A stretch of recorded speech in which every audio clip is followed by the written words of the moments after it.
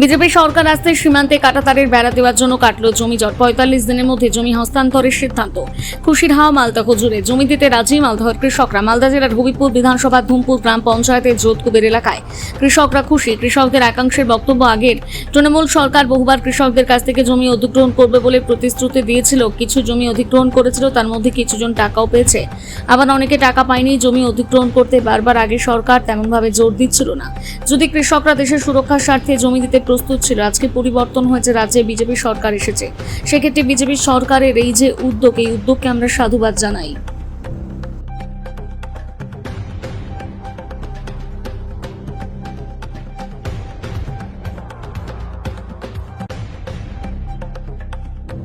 আমাদের সমস্যা হচ্ছে যে বাংলাদেশিরা আমাদের ধান গবাদি পশু নিয়ে চলে যায়।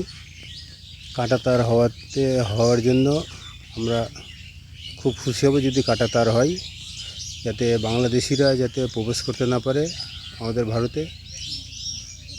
তার জন্য বহুবার মাপযোগ হয়েছে, কোনো রকম কোনো এখনও ব্যবস্থা হয়নি। তাই আমরা চাইছি যাতে কাঁটাতারটা খুব তাড়াতাড়ি হয়। না, এর আগে কোনো টাকা পয়সা দেওয়া হয়নি জমির। তো কাঁটাতারটা যদি ৪৫ দিনের মধ্যে যদি হয়ে যায় তাহলে আমরা খুব খুশি হব। হ্যাঁ, জমি তো দিতে অবশ্যই হবে, কারণ জমি দিলে আমাদেরও উপকৃত হব আমরাও, আর জমি দিলে আমরাও সুরক্ষিত হব। আপনার নাম? আমার নাম সুরেশ চৌধুরী। আগে তো তার বিহার ছিল না, এখন তার বিহার হয়ে গেছে, মানে কার জমি দিয়ে যাচ্ছে, মাপ যোগ করেছে বা বেড়া হবে, রাস্তা হবে, তো ওর মধ্যে কাকে বা টাকা দিচ্ছে, কাকে দিচ্ছেন না। বেড়া তার তো আমাদের খুব জরুরি, মানে বাংলাদেশে খুব অত্যাচার এদিকে আমাদের এখানে। হ্যাঁ, যাচ্ছে ধানও কাটে নিয়ে যায়, সময় সময় যা চুরিও নিয়ে চলে যায়, টেন গরু কিছু নিয়ে চলে যাচ্ছে। যাই হোক, ওটা সব বেড়াটা খুব জরুরি, কিন্তু যার যার জমি পড়েছে তাদের তো টাকা দেওয়া উচিত।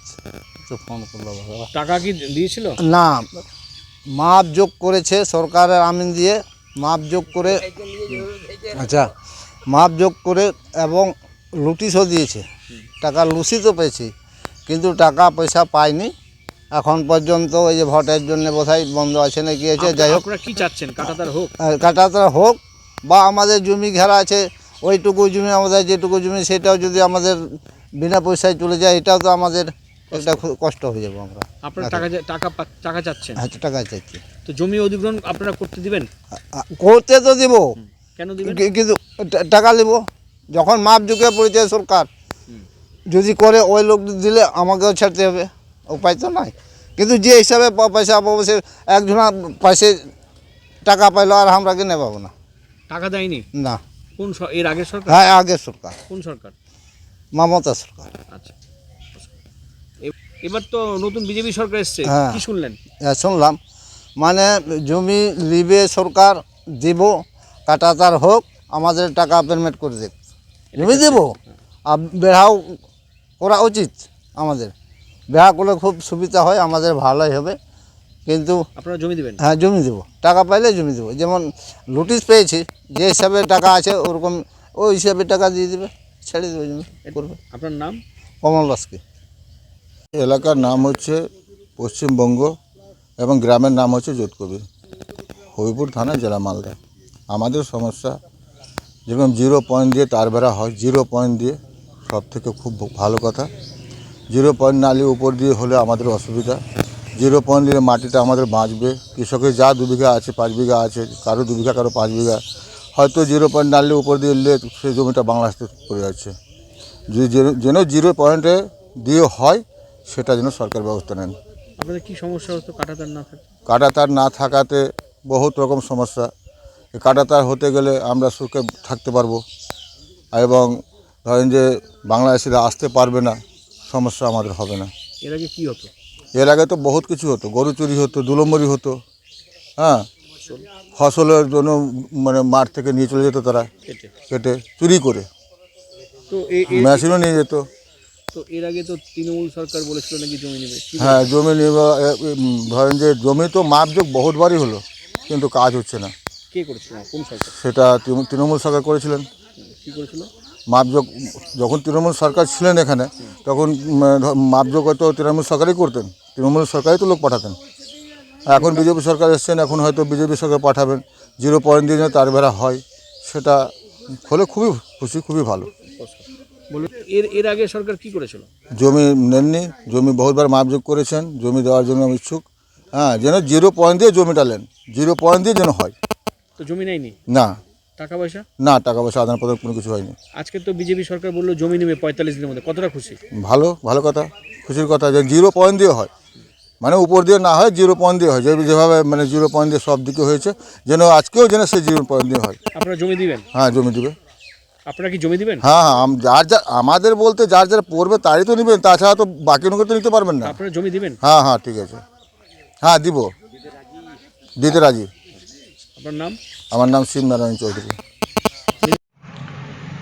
দেখুন, আজকে পশ্চিমবঙ্গ সরকারের নতুন মাননীয় মুখ্যমন্ত্রী শ্রী শুভেন্দু অধিকারী মহাশয় তার প্রথম ক্যাবিনেট বৈঠকে অনেকগুলো সিদ্ধান্ত নিয়েছেন। তার মধ্যে একটা হলো সীমান্তবর্তী এলাকা সুরক্ষিত রাখার জন্য জমি অধিগ্রহণ করে 45 দিনের মধ্যে বিএসএফকে তুলে দেওয়া, যাতে সীমান্তবর্তী এলাকায় কাটাতারের বেড়া দেওয়া যায়। আমরা ধন্যবাদ জানাই মাননীয় মুখ্যমন্ত্রী শ্রী শুভেন্দু অধিকারী মহাশয়কে, তিনি তার প্রথম ক্যাবিনেট বৈঠকে এই উদ্যোগ নেওয়ার জন্য। দেখুন, আমরা দেখেছি বিগত দিনের তৃণমূল কংগ্রেস সরকার সীমান্তবর্তী এলাকায় কাটাতার বেড়া দেওয়ার জন্য প্রচুর জমি অধিগ্রহণ করে বিএসএফকে বা স্বরাষ্ট্র দপ্তরকে দিয়েছিলেন, এবং প্রচুর জায়গায় কাটাতারের বেড়া তৈরি হয়েছে এবং সীমান্তবর্তী এলাকা সুরক্ষিত ছিল। কিছু কিছু জায়গাতে জমি অধিগ্রহণ করতে সমস্যা হয়েছিল, তবুও জমি অধিগ্রহণ করে বিএসএফকে তুলে দেওয়া হয়েছে, সেখানেও হয়তো অধিগ্রহণ করা রয়েছে। আবার কিছু কিছু জায়গাতে হয়তো কেন্দ্রীয় সরকার সহায়তা করতে পারেনি বা করেনি, বা বিএসএফও সহায়তা করেনি, কিন্তু জমি অধিগ্রহণ থেমে থাকেনি, বিএসএফকে জমি দেওয়া হয়েছে। বর্তমানে কিছু কিছু জায়গাতে ভোটের জন্য হয়তো সমস্যা হয়েছিল, কাজ থমকে যাওয়াতে কাজ হয়নি। আমরা চাইব এই সরকার সেগুলো অধিগ্রহণ করে, যেগুলো আটকে আছে অধিগ্রহণ করে, মানুষের সাথে কথা বলে সেই জমি অধিগ্রহণ করে বিএসএফকে বা স্বরাষ্ট্র দপ্তরকে তুলে দেবে এবং কাটাতার বেড়া সম্পূর্ণ করবে, যাতে সীমান্তবর্তী এলাকা সুরক্ষিত থাকে, কোনো রকম অনুপ্রবেশ না ঘটে, কোনো রকম পাচার না হয়। এবং বিগত দিনে সরকারও অনুপ্রবেশ আটকানোর চেষ্টা করেছিলেন এবং অনুপ্রবেশ বন্ধ হয়েছিল এবং পাচারও বন্ধ হয়ে গেছিল। আমরা চাইবো এই নতুন যে সরকার এসছে, যে বিজেপি গভর্নমেন্ট যেটা করেছেন, সরকারটা সবার, মুখ্যমন্ত্রী সবার, বিজেপি সরকার হলেও আমরা চাইবো এই সরকারও বিগত দিনের সরকারের মতো সীমান্ত এলাকা সুরক্ষিত রাখবে এবং কাটাতারের বেড়া যেখানে এখনো কমপ্লিট নেই সেটা কমপ্লিট করবে। নমস্কার। বারবার আমরা আমাদের বর্ডারের সমস্যা নিয়ে আমরা আন্দোলন করেছি। যারা অনুপ্রবেশকারীরা আমাদের ভারতে আসার জন্যে তারা হু করে আসছিল, আর তার জন্য আমরা অনুপ্রবেশকারী বন্ধ হওয়ার জন্যে আমরা বারবার কাটাতারের জন্য আন্দোলন করেছি। সমস্ত জায়গায় আমরা আন্দোলন করেছি। আমরা টিএমসি সরকারকে বলেছিলাম যে এটা তার ঘেরা করতে হবে, ফিনিশিং করতে হবে, বিএসএফদেরকে জায়গা দিতে হবে, কিন্তু এতবার আন্দোলন করার পরও, স্বরাষ্ট্রমন্ত্রী বলার পরও, প্রধানমন্ত্রী বলার পরও আজকে তারা করতে পারেনি। হ্যাঁ, তখন টাকা দেওয়া হয়েছিল, তখন যাদের যাদের জমিকে মাপযোগ করা হয়েছিল, কিন্তু এক শ্রেণীর মানুষকে যখন টাকা দেওয়া হয় আর এক শ্রেণীর মানুষ তখন টাকা পায় না। কারণ কিভাবে যাদের জমিটা আছে, যাদের রেকর্ড সম্পত্তি আছে, তারা তারা টাকা পাচ্ছে, আর যাদের পাট্টা রেকর্ড আছে তারা টাকা পাচ্ছে না। এই হবিবপুর ব্লকের মধ্যে দিয়ে এই ভোট চলাকালীন অবধি যখন আমরা লড়াই করি, আন্দোলন করি, আর আন্দোলন করার পর আমরা বলেছি যে সমস্ত যারা আজকে যাদের বর্ডার ডেভেলপমেন্ট করার জন্যে, যে আজকে আমাদের যে অধিগ্রহণ করার জন্য রেডি ছিল, তারা যে জমি দিচ্ছে, তারা কেন টাকা পাবে না? এই যে প্রতিবাদ, এই প্রতিবাদ, অনেক প্রতিবাদ করেছি হবিবপুর ব্লকের মধ্যে, আর তাদেরকে টাকা দিতে হবে, আর টাকা না দিলে আমরা ছাড়ব না, সেই আন্দোলন করব। আর এরকম করে আন্দোলন করার পর তাদেরকে কিছু লোককে টাকা দেওয়া হয়েছে আর অনেক লোককে টাকা দেওয়া হয়নি। কিন্তু এইখানে অনেক জায়গায় আমাদের জমি অধিগ্রহণ করা হয়নি।